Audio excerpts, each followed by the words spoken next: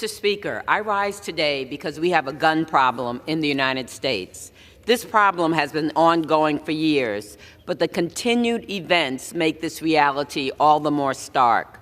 Kaylin Gillis was shot and killed for turning around in a driveway, something so many of us have done.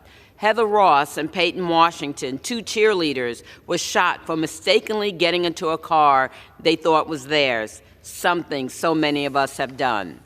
Kinsley White and her parents were shot for retrieving a basketball in a neighbor's yard, something so many of us have done. And Ralph Yarl, who was shot for ringing the wrong doorbell when picking up his siblings, something so many of us have done. All of this violence, not to mention the mass shootings in Dadeville, Louisville, and Nashville this month, reminds us that going about your daily life can quickly turn deadly in this country. Death should not be a consequence for simply living our lives. And we cannot continue to look away from the thousands of lives taken by gun violence every year that barely register in the headlines. This past weekend, 17 people were shot in Chicago, including a 3-year-old from Calumet Heights and a 6-year-old from Woodlawn. The weekend before, 10 were killed and 26 wounded. 4 were killed and 21 injured the weekend before that.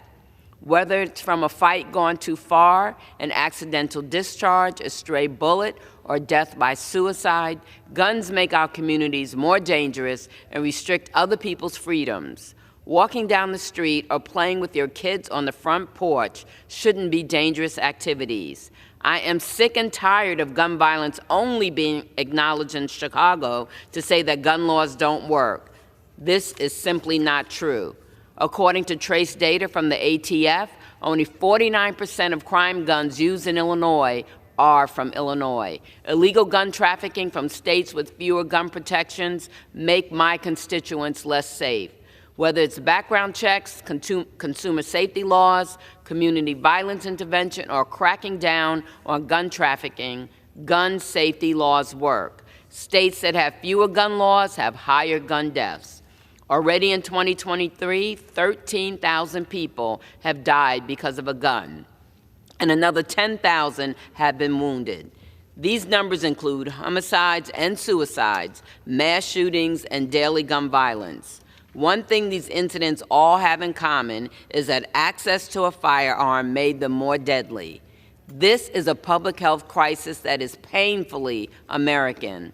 Unlike our peer countries, life expectancy in this country is not rising after the worst of the pandemic has abated. Life expectancy continues to decline because our young people are dying, and too many of those deaths are from guns.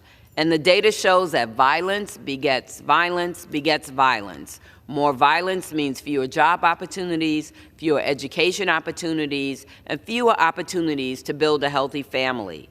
The solution is not cutting Social Security, not cutting Medicaid, not adding onerous work requirements, not cutting school funding. The solution is better gun safety laws, and we must invest in our communities to stop the cycle of violence. And we must dispense with the false choice between better gun safety measures and what some dare to call freedom.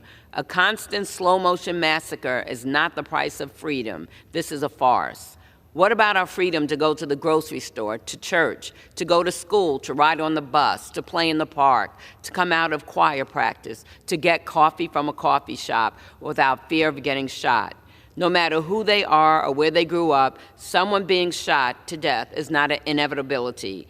They died because we failed them. We failed their family. We failed their community. Well, I'm tired of failing. We have the tools to stop this senseless violence. We just need the courage to use them. I've been fighting for stronger gun safety laws since my first day in Congress, and I'm not going to stop. I can't imagine looking at a mom who's lost her child or a brother that has lost his sister and telling them to calm down, to stop asking for something to change. We all deserve the freedom to live without fear. Thoughts and prayers are nice, but they won't save lives. Doing nothing is not an option. Thank you, and I yield back.